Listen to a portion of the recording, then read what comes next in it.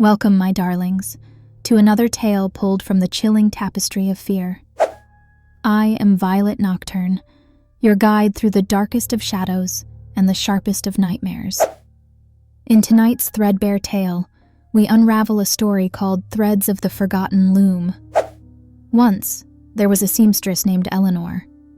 She wasn't famous, she wasn't rich, but she had hands that could make fabric sing.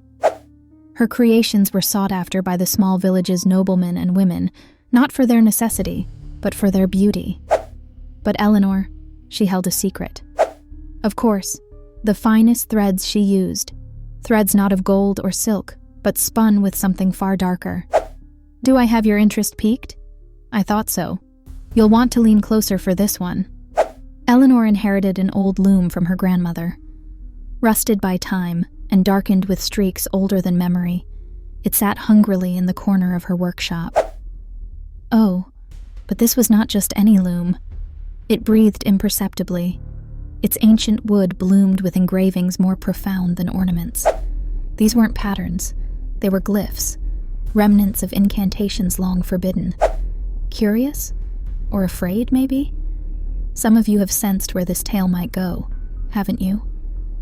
Poor Eleanor, ignorant of the loom's thirst. Until one night, a cold, misty night. She tightened the strings, set the shuttle to weave, and found the cloth to form something hauntingly alive.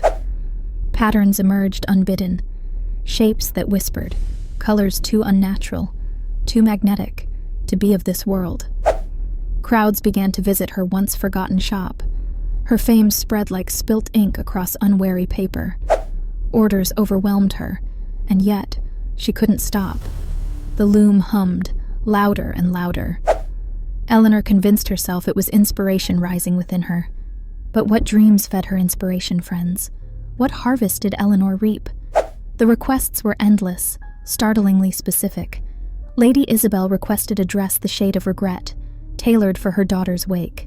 The village historian asked Eleanor for a tapestry stitched with the stories of lives she hadn't heard. Then came the ordinary folk. They couldn't describe what they wanted. They just said Eleanor would know. And she did.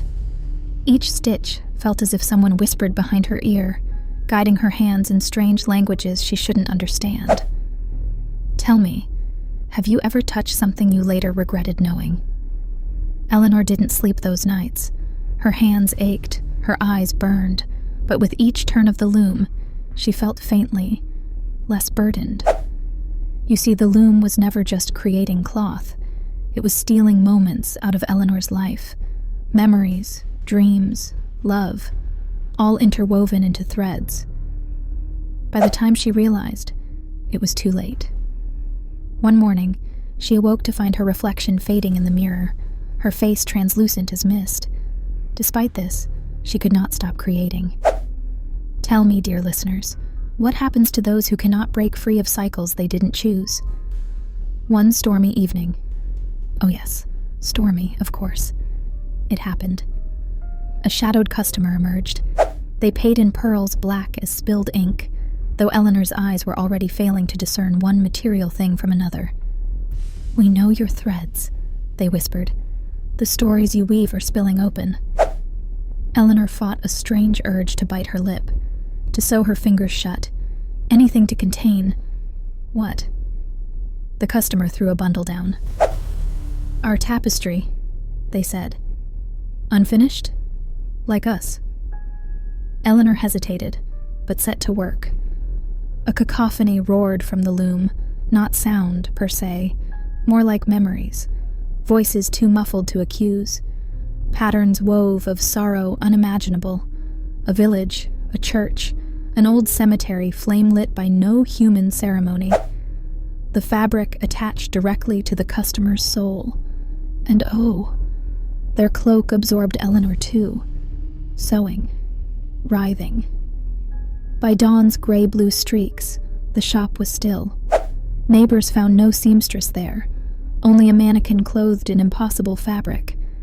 Whoever touched it recoiled as laughter, not evil or mirthful, rattled hollow behind them.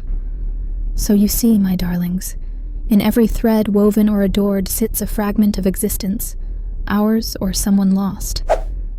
Did Eleanor inspire cursed mirrors? Or herself become warped art? Tell me, if you could weave beauty into agony, would you wield such power or let it languish forgotten? Tonight's tale burns on the edge of your soul, begging not to be snipped.